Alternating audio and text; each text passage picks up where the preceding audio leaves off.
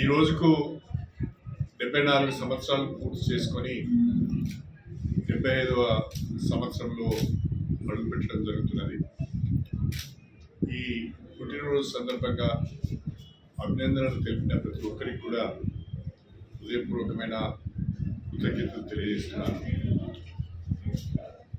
నేను 1987 ఫిబ్రవరి 2వ తారీఖున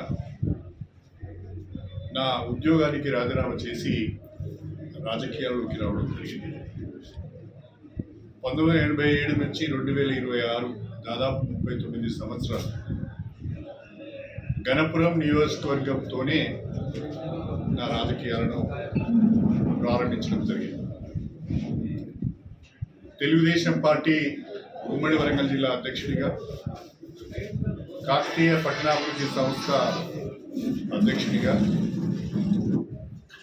4 పర్యాయాలు ఎమ్మెల్యేగా, 1 పర్యాయం ఎంపీగా, 2 పర్యాయాలు ఎమ్మెల్సీగా సుదీర్ఘకాలం రాజకీయాలలో ఉండగలిగాను అంటే ఇది స్టేషన్ గన్పూర్ నియోజకవర్గ ప్రజలు ఇచ్చిన ఒక బహుమతి. ఈ సందర్భంగా నాకు రాజకీయ జన్మనిచ్చిన స్టేషన్ గన్పూర్ నియోజకవర్గ ప్రజలకు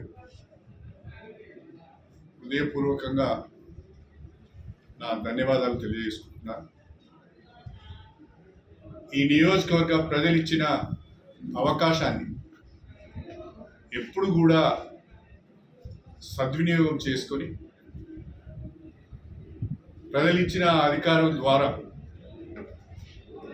ఉమ్మడి వరంగల్ జిల్లాకు, స్టేషన్ గన్పూర్ నియోజకవర్గానికి నాతో అయిన మేరకు, నాకున్న పరిమితి మేరకు అభివృద్ధి కార్యక్రమాలు చేపట్టడం, సంక్షేమ కార్యక్రమాలు చేపట్టడం జరిగింది. నా ఈ సుదీర్ఘ రాజకీయ ప్రస్థానంలో ఎక్కడ కూడా తప్పు చేయకుండా, భూ కబ్జాల జోలికి వెళ్లకుండా, గుండాలను రౌడీలను ప్రోత్సహించకుండా, సెటిల్మెంట్ల కొరకు పోకుండా, ఏ రకమైన అవినీతికి పాల్పడకుండా నిజాయితీగా పనిచేస్తూ వచ్చాను. ఒక సామాన్య పేద కుటుంబం నుంచి వచ్చిన నేను ఇన్ని సంవత్సరాలు రాజకీయాలలో మనగలుగుతున్నాను అంటే దానికి నా యొక్క నిజాయితీ, నేను చేస్తున్న పని, అభివృద్ధి సంక్షేమ కార్యక్రమాలలో ప్రజలకు మెరుగైన సేవలు అందించే ప్రయత్నం చేయడం వలనే ఇది సాధ్యమైంది. ఒక మాటలో చెప్పాలంటే బాల కార్మికుడిగా పనిచేసి చిన్నతనంలో తల్లిదండ్రుల వెంట వ్యవసాయ పనులకు వెళ్ళి బాల కార్మికుడిగా పనిచేసి అనేక ఒడిదుడుకులను ఎదుర్కొని నిలదొక్కుని ఇవాళ రాజకీయాల్లో ఈ స్థానానికి చేయడం జరిగింది. ఒక బాల కార్మికుడు ఉప ముఖ్యమంత్రి కాగలిగాడు అంటే అది డాక్టర్ బిఆర్ అంబేద్కర్ గారు షెడ్యూల్ కులాలకు, షెడ్యూల్ తెగలకు రాజ్యాంగ పరంగా అందించిన ఒక అవకాశం. ఆ అవకాశం నాకు కలిసి వచ్చింది. ఆ అవకాశం ద్వారా రాజకీయాలలో ఆ స్థాయికి నేను ఎదగలిగాను. అందుకు డాక్టర్ బిఆర్ అంబేద్కర్ గారికి హృదయపూర్వకంగా శ్రద్ధాంజలి ఘటిస్తున్నాను. అదేవిధంగా నన్ను ప్రోత్సహించిన ఆనాడు ఎన్టీ రామారావు, ఆ తర్వాత చంద్రబాబు నాయుడు, ఆ తర్వాత కల్వకుంట్ల చంద్రశేఖరరావు గారు, ప్రస్తుతం రేవంత్ రెడ్డి గారు, ముఖ్యమంత్రులందరూ కూడా నా ఇంటిగ్రిటీని చూసి నాకు అవకాశాలు ఇచ్చి ప్రోత్సహించారు. అడిగిందే తడవుగా అభివృద్ధి సంక్షేమ కార్యక్రమాలకు మంజూరు ఇచ్చి మా స్టేషన్ గన్పూర్ నియోజకవర్గాన్ని అభివృద్ధిలో ముందు నిలబెట్టడానికి సహకరించారు. ఈరోజు స్టేషన్ గన్పూర్ నియోజకవర్గంలో ఆనాడు ఉమ్మడి ఆంధ్రప్రదేశ్లో భారీ నీటిపారుదల శాఖ మంత్రిగా దేవాదుల ప్రాజెక్టు శంకుస్థాపన చేసి ఆనాడు అనేక విమర్శలను ఎదుర్కొని రాజకీయాల కొరకు ఈ ప్రయత్నం జరుగుతున్నది, దేవాదులో కూడా దేవతలకు సాధ్యం కాదని చెప్పిన వాళ్ళ నోళ్లు మోయించి వాళ్ళ స్టేషన్ గన్పూర్ నియోజకవర్గానికి గోదావరి నీళ్లు తీసుకువచ్చి బ్రహ్మాండంగా పంటలు పండే ఒక పరిస్థితిని కల్పించడం జరిగింది. ఇది నాకు రాజకీయంగా అత్యంత సంతృప్తినిచ్చే ఒక అభివృద్ధి కార్యక్రమం. అంతేకాకుండా ఇవాళ స్టేషన్ గన్పూర్ నియోజకవర్గంలో బ్రహ్మాండంగా గ్రామాన పనులు చేసుకొని ప్రతి గ్రామానికి బ్రహ్మాండంగా పక్కా రోడ్డు వేసుకొని నేను 1994లో ఎమ్మెల్యేగా ఎన్నికై మంత్రిగా పదవి బాధ్యతలు చేపట్టిన తర్వాత ఈ నియోజకవర్గంలో దాదాపు 90% గ్రామాలకు బీటీ రోడ్లు లేవు.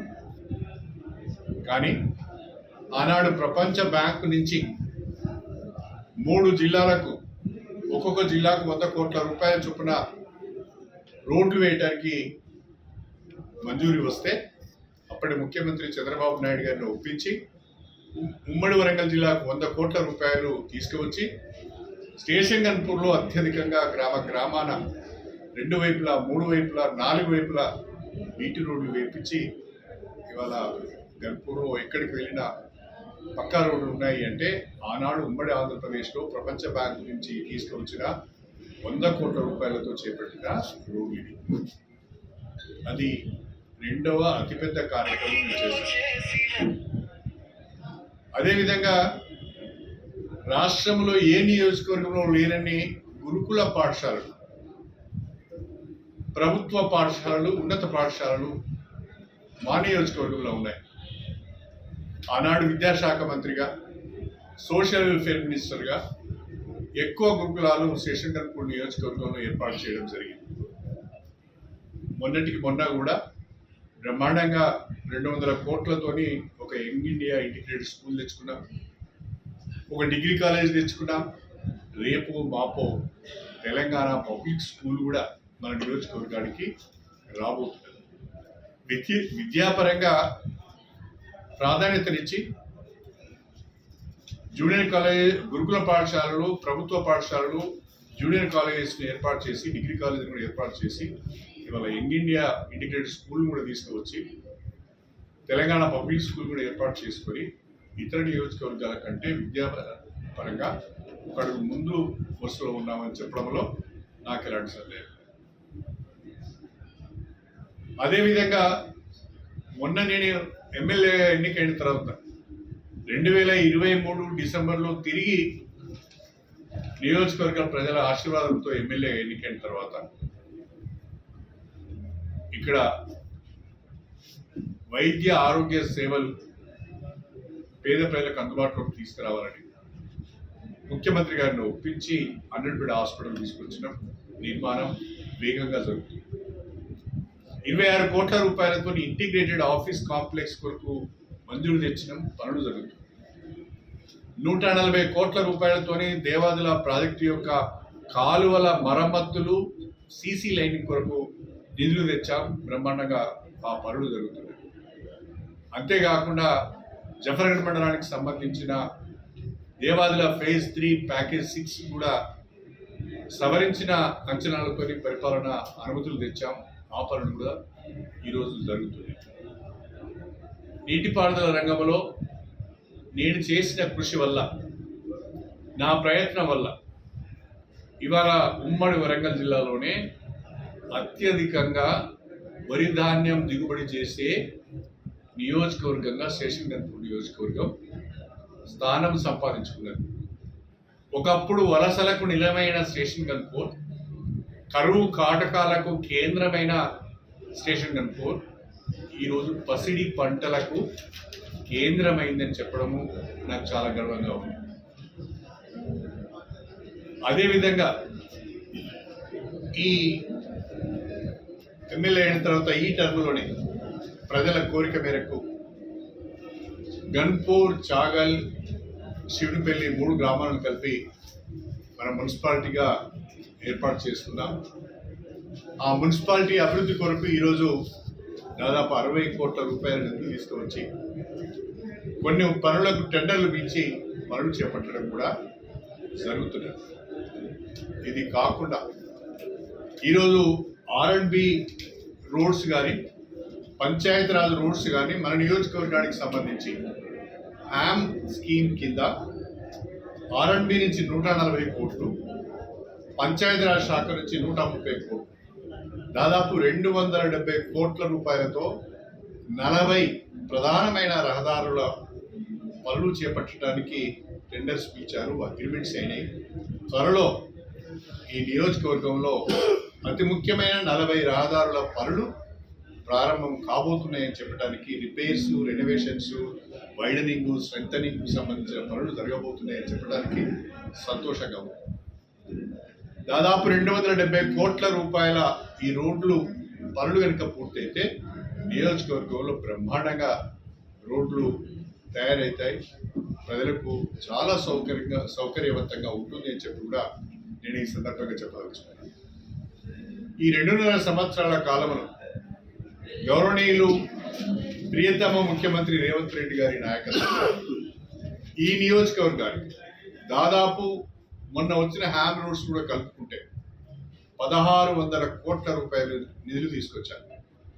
ఎవరు అడిగినా వర్క్ వైజ్గా మంజూరైన మొత్తాన్ని కూడా చూపించడానికి నేను సిద్ధంగా ఉన్నాను. ప్రభుత్వ అనుమతులు, పని పేరు, దానికి మంజూరైన మొత్తాన్ని కూడా నేను ఇంతకుముందు ఒకసారి మీడియా ప్రతినిధి ద్వారా నియోజకవర్గ ప్రజలకు చూపించాను. మళ్ళీ కూడా వివరాలన్నీ కూడా ప్రజల ముందు పెట్టడానికి సిద్ధంగా ఉన్నాను. ఈ పనులన్నీ జరగటానికి, ఈ మంజూరైన పనులన్నీ జరగటానికి, అవి పూర్తి కావటానికి ఖచ్చితంగా ఇంకొక సంవత్సరం పట్టే అవకాశం ఉన్నది. 1 సంవత్సరం లోపట ఈ పనులను పూర్తి చేయటానికి అధికారుల వెంటబడి, అధికారులతో ఎప్పటికప్పుడు సంప్రదించి సమీక్షలు చేసి 1 ఇయర్ లోపల ఈ మంజూరైన పనులన్నీ కూడా పూర్తి చేసి, నేను చేసిన అభివృద్ధి ఏంటో, అభివృద్ధి అంటే ఏ రకంగా జరుగుతుందో, పని చేసే ఎమ్మెల్యే ఉంటే నియోజకవర్గానికి ఏ రకంగా మేలు జరుగుతుందో నేను చూపించదలుచుకున్నాను, చెప్పదలుచుకున్నాను అని చెప్పి సందర్భంగా తెలుస్తున్నాను. ఒట్టి మాటలు చెప్పకుండా పరిపాలనానుమతులు తీసుకువచ్చి, పనులు తీసుకువచ్చి, నిధులు తీసుకువచ్చి పని ఏ రకంగా చేయవచ్చో ఒక ఎమ్మెల్యే చేసి చూపిస్తానని చెప్పి కూడా నేను ఈ సందర్భంగా నియోజకవర్గ ప్రజలకు తెలియజేస్తాను. మళ్ళీ నాకు రాజకీయ జన్మనిచ్చి నాకు ఇంత పెద్ద అవకాశం ఇచ్చిన మా నియోజకవర్గ ప్రజలందరికీ ఎల్లప్పుడూ రుణపడి ఉంటాను. అంతేకాకుండా ఒక గొప్ప అవకాశం, 2024 పార్లమెంట్ ఎన్నికలు మా అమ్మాయి డాక్టర్ కడియం కావ్య ఎంపీగా నిలబడ్డప్పుడు నియోజకవర్గ ప్రజలు అక్కురే చేర్చుకొని మొత్తం వరంగల్ పార్లమెంట్లో ఉన్న 7 అసెంబ్లీ సెగ్మెంట్స్లలో అత్యధిక మెజారిటీ 55,000 ఓట్ల మెజారిటీ ఇచ్చిన గన్పూర్ ప్రజలకు కూడా నిజంగా చేతులెత్తి నమస్కారం చేయవలసిన అవసరం. ఆ సందర్భంలో అనేక మంది అనేక రకాలుగా అవాకులు చెవాకులు మాట్లాడారు, అనేక రకాలుగా విమర్శలు చేశారు, ఆరోపణలు చేశారు, దిగజారి మాట్లాడారు. కానీ ప్రజలు పట్టించుకోలేదు. ప్రజలు చాలా గొప్పవారు, ఆ ప్రజల తీర్పు చాలా గొప్పది. అందుకు మా అమ్మాయి ఎంపీ కడియం కావ్య గారు కానీ, లేదా ఎమ్మెల్యేగా నేను కానీ ఈ నియోజకవర్గానికి ఎంత చేసినా తక్కువే అని చెప్పడంలో ఎలాంటి సందేహం లేదు. నాకు చాతనైనంత వరకు, నాకు శక్తి ఉన్నంత వరకు, నేను రాజకీయాల్లో ఉన్నంత వరకు స్టేషన్ గన్పూర్ నియోజకవర్గ అభివృద్ధికి, ప్రజల సమస్యల పరిష్కారానికి కష్టపడి పనిచేస్తూనే ఉంటాను, ప్రజలతో ఉంటాను, నియోజకవర్గంతో ఉంటాను అని చెప్పి ఈ సందర్భంగా తెలియజేసుకుంటూ, ప్రతినిధిగా ఎన్నికైన వారు సర్పంచ్ మొదలుకొని ఎంపీ స్థాయి వరకు వివిధ దశలలో ఉన్న ప్రజాప్రతినిధులు ఎవరైనా కూడా వారి గ్రామానికి సంబంధించి కానీ, వారి మండలానికి సంబంధించి కానీ, వారి నియోజకవర్గానికి సంబంధించి కానీ, లేదా ప్రజలకు సంబంధించిన సమస్యలపై కానీ అధికారులను కలిసే అవకాశం ఉంది. తహసీల్దార్ని కలుస్తాము, ఆర్డీఓని కలుస్తాము, కలెక్టర్ని కలుస్తాము, హెచ్ఓడిని కలుస్తాము, సెక్రటరీని కలుస్తాము, పని కాకుంటే మంత్రిని కలుస్తాము, పని కాకుంటే ముఖ్యమంత్రి గారు కలిసి కూడా మనం ఎప్పటికప్పుడు నివేదిస్తుంటాం, విజ్ఞాపన పత్రాలు, వినతి పత్రాలు ఇస్తుంటాం. అది ప్రజాప్రతినిధులకు ఉన్న ఒక ప్రాథమిక హక్కు. ఇవాళ ఒక ఎమ్మెల్సీ కానీ, ఒక ఎంపీ కానీ, ఒక ఎమ్మెల్యే కానీ వాళ్ళకి పరిధులు లేవు. ఎవరి దగ్గరికైనా వెళ్ళొచ్చు, వినతి పత్రం ఇవ్వచ్చు, సమస్య వారికి తీసుకోవచ్చు. అదే పద్ధతిలో ఆ ప్రోటోకాల్కు లోబడే స్టేషన్ గన్పూర్ నియోజకవర్గానికి సంబంధించిన చీపూరు, జీడికల్లు, నవాబ్పేట, మన మల్లనగుట్ట, మల్లికుదుర్ల, గట్టుమల్లన్న, తిరుమలనాథ స్వామి టెంపుల్, ఈ 5 దేవాలయాలకు సంబంధించిన చైర్మన్లను కూడా నా వెంట తీసుకొని కమిషనర్గా ఎండోమెంట్స్ యొక్క టైం తీసుకొని మా ఆలయాల అభివృద్ధి పైన మీతో మాట్లాడాల్సిన అవసరం ఉందని టైం తీసుకుని వెళ్ళి వారి ఆఫీస్కి నేను వెళ్ళాను. వారి ఆఫీస్కి నేను వెళ్ళి ఆలయాల వారిగా వారికి మా చైర్మన్లతో రిప్రజెంటేషన్ ఇప్పించాను. ఇప్పించినప్పుడు వారు ఒక మాట అన్నారు, దేవాదాయ శాఖ దగ్గర నిధులు ఎక్కువ లేవు, కొంచెం మాకు కూడా ఇబ్బందిగా ఉంది అంటే నేను అప్పుడు ఏం చెప్పానంటే, ప్రతి దేవాలయంలో అత్యవసరంగా చేపట్టవలసిన పనులు ఏమున్నాయో మీరు గుర్తించి ఎస్టిమేట్స్ తయారు చేసి నాకు ఇవ్వండి, నేను ముఖ్యమంత్రి గారి దగ్గరికి వెళ్ళి కొన్ని నిధులు తెచ్చుకునే ప్రయత్నం చేస్తానని చెప్పాను. నేను నా నియోజకవర్గానికి సంబంధించిన ఆలయాల గురించి మాట్లాడేనే తప్ప ఉమ్మడి వరంగల్ జిల్లా ఆలయాల గురించి కానీ లేకుంటే తెలంగాణకు సంబంధించిన ఆలయాల గురించి నేను మాట్లాడాను. సమీక్ష అంటే నా దగ్గరికి అధికారులు వచ్చినప్పుడు, నా ఆఫీస్కు వాళ్ళు వచ్చినప్పుడు దాన్ని సమీక్షగా మనం భావించాలి. కానీ నేనే వాళ్ళ దగ్గరికి పోయినప్పుడు నేను అది రిప్రజెంటేషన్ ఇవ్వడానికి వెళ్ళినట్టుగా భావించాలి. ఇది అవగాహన రూపమే తప్ప మరొకటి కాదు. సమీక్షకు సమస్యల పైన అధికారుల దగ్గరికి వెళ్ళి వినతి పత్రం ఇవ్వడానికి తేడా చాలా ఉంటుంది. మీరు కూడా అప్పుడప్పుడు మీ వ్యక్తిగత హోదాలలో కూడా వెళ్ళి అధికారులను కలుస్తూ ఉంటారు. నేను గన్పూర్ ఎమ్మెల్యేగా నాకు చెప్పకుండా మీరు ఎట్లా పోయిలేనా అనగలుగుతాను. ఒక సర్పంచ్ కానీ, ఒక ఎంపీపీ కానీ, ఒక సినీ విండో చైర్మన్ కానీ, నాకు తెలియకుండా చాలామంది మా మున్సిపల్ చైర్మన్ గారు కానీ ఎవరైనా కూడా వారికి సంబంధించిన సమస్య పైన వారు వెళ్ళి అధికారులు కలిసే అవకాశం ఉంది. నాకు చెప్పకుండా మీరు ఎట్లా వెళ్ళారు, నా నియోజకవర్గంలో నా పరిధి, నా అధికారం దాటి మీరు ఎట్లా వెళ్ళారు అని మనం అనలేము. అంతేకాకుండా రాజ్యాంగం ప్రకారం, బిజినెస్ రూల్స్ ప్రకారం సమీక్ష మంత్రులు మాత్రమే చేయగలుగుతారు, లేదా క్యాబినెట్ ర్యాంకు ఉన్న వ్యక్తులు మాత్రమే చేయగలుగుతారు. ఎమ్మెల్యేలు, ఎంపీలు సమీక్ష చేయరు, సమీక్షలో పాల్గొంటారు. ఒకవేళ నేను కలెక్టర్ దగ్గరికి వెళ్ళిందంటే అది సమీక్ష కాదు. కలెక్టర్ నా దగ్గరికి వస్తే అది సమీక్ష అవుతుంది. నేను కలెక్టర్ దగ్గరికి పోతే అది రిప్రజెంటేషన్ ఇచ్చినట్టుగా. నేను నా నియోజకవర్గ ఆలయాల అభివృద్ధి గురించి, వాటి రిపేర్స్ గురించి, వాటి రెనోవేషన్స్ గురించి అర్చకులు లేరు, ఈవోలు లేరు, ఇది కొంచెం చూడండి అని చెప్పడానికి మాత్రమే కమిషనర్ దగ్గరికి పోయిన తప్ప మొత్తము శాఖ పైన సమీక్ష నేను ఎలా చేస్తాను, నాకేమీ అధికారం ఉన్నది అలా అనుకోవడానికి కూడా అవకాశం లేదు, అలా అర్థం చేసుకోవడానికి కూడా అవకాశం లేదు. తప్పుగా అర్థం చేసుకోవాలనేది నా అభిప్రాయం. తర్వాత ఏదో పేపర్లో చాలా విషయాలు వచ్చినాయి, ఏదో ఎవరికో సీఎం గారికి రాశారు, ఇంకెవరికో రాశారు, ఇంకెవరు వివరణ అడగాలని అన్నారు. అసలు నేను తప్పే చేయలేదు, వివరణ ఇచ్చే ప్రసక్తి ఎక్కడి నుంచి వస్తుంది? నేను ఒక యాజ్ ఏ ప్రజాప్రతినిధిగా నా నియోజకవర్గ సమస్యలను అధికారుల దృష్టికి తీసుకెళ్ళడానికి మాత్రమే వెళ్ళాను నేను. అది నా హక్కు, అది ఒక ఎమ్మెల్యేగా నాకున్న హక్కు అది. నేను ఎవరి అధికారాల పరిధిలోకి వెళ్ళలేదు, ఎవరి అధికారాలు కూడా తీసుకోలేదు. కాబట్టి ఈ రకంగా వార్తలు రావడం కొంచెం బాధాకరంగానే ఉంది.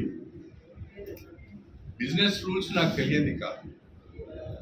ఇన్నేళ్ల రాజకీయంలో చాలా బిజినెస్ రూల్స్ తెలుసు, చాలా క్రమశిక్షణతో కూడా ఉంటాను నేను, ప్రోటోకాల్ని కూడా గౌరవిస్తాను. మీరు చూస్తుంటారు చాలా దగ్గర నేను ఎక్కడికైనా వెళ్తే ఆపోనెంట్ పార్టీకి సంబంధించిన సర్పంచ్ ఉన్నా ఇంకెవరైనా ఉన్నా వాళ్ళతో కూడా కొబ్బరికాయ కొట్టిస్తున్నాను.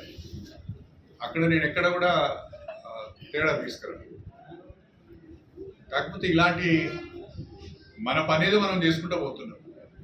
మన నియోజకవర్గానికి సంబంధించిన అభివృద్ధి సంక్షేమ కార్యక్రమాల నుంచి మన పనేదో మనం చేసుకుంటూ పోతుంటే ఏకంగా మాట్లాడడం కొంత బాధాకరం అనిపించింది. అది సరైనది కూడా కాదు అనేది నా అభిప్రాయం. ఈ మధ్యన కొంతమంది కొత్త అలవాట్లను నేర్చుకున్నారు. అభివృద్ధి గురించి పట్టించుకొని వాళ్ళు, ప్రజల మధ్యన ఉండని వాళ్ళు ఏదో ఒక కాంట్రవర్సీని క్రియేట్ చేసుకోవడం, ఆ కాంట్రవర్సీ ద్వారా ప్రజల్లో ఉండటానికి ప్రయత్నం చేస్తున్నారు. ఇది మంచి పద్ధతి కాదు, మంచి పరిణామం కాదు. కాబట్టి నేను ఎవరికి వివరణ ఇవ్వవలసిన అవసరం లేదు. నేను ఎక్కడ తప్పు చేయలేదు, వివరణ అడిగే పరిస్థితి కూడా రాదు. నా ప్రాథమిక హక్కు నేను ఉపయోగించుకున్నాను. అధికారుల దగ్గరికే వెళ్ళొద్దు అనేది నేను ఎక్కడ వెళ్ళలేదు. ఇది మాకు తెలియకుండా మా శాఖ అధికారుల దగ్గరికి వెళ్ళొద్దు అనేది నేను ఎక్కడ వెళ్ళలేదు. కొత్తగా వింటున్నాను. ఇది మంచిది కాదు. మనము అభివృద్ధి పైన దృష్టి పెట్టాలి, సంక్షేమం పైన దృష్టి పెట్టాలి. ఇవాళ ఉమ్మడి వరంగల్ జిల్లాకు వరప్రదాయిని దేవాదుల ప్రాజెక్టు. తీవ్రమైన వర్షాభావ పరిస్థితులు ఉన్నాయి. రైతులు వర్షాలు పడతాయో లేవో అని ఆగమాగం అవుతున్నారు, ఆందోళన చేస్తున్నారు. ఇలాంటి పరిస్థితులలో ఈ రైతులను కాపాడాలి, రైతులకు సాగునీరు అందించాలి, దేవాదుల ప్రాజెక్టు ద్వారా నీళ్ళు అందించాలనే ఆలోచన ఎవరు చేయాలండి? ఎవరు చేయాలి? ఈ జిల్లాకు సంబంధించిన వాళ్ళు ఎవరు చేయాలి? ఇంకా ఎంజేఎం హాస్పిటల్లో రెగ్యులర్ సూపరింటెండెంట్ లేడు, ఎవరు ఆలోచన చేయాలి? సూపర్ స్పెషాలిటీ హాస్పిటల్ ఇంతవరకు ప్రారంభోత్సవం అయితే లేదు, ఎవరు ఆలోచన చేయాలి? వరంగల్ అండర్ గ్రౌండ్ డ్రైనేజీకి శాంక్షన్ వచ్చింది, దానికి సంబంధించిన ఎస్టిమేట్స్ తయారు చేసి టెండర్స్ పిలవాలి, ఎవరు పట్టించుకోవాలి? మనం చేయటానికి చాలా పనులు ఉన్నాయి. ఈ అనవసరమైన విషయాలలోకి వెళ్ళి మనం టైం వేస్ట్ చేసుకోవాలి. ప్రజల కొరకు ఏం చేయగలుగుతాం అనేది ఆలోచించాలి. మనకున్న అధికారం, మనకున్న పలుకుబడి, మనకున్న అవకాశాన్ని ప్రజల కొరకు ఉపయోగించుకోవాలి తప్ప వివాదాల కొరకు ఉపయోగించుకోవద్దు అనేది నా అభ్యర్థన.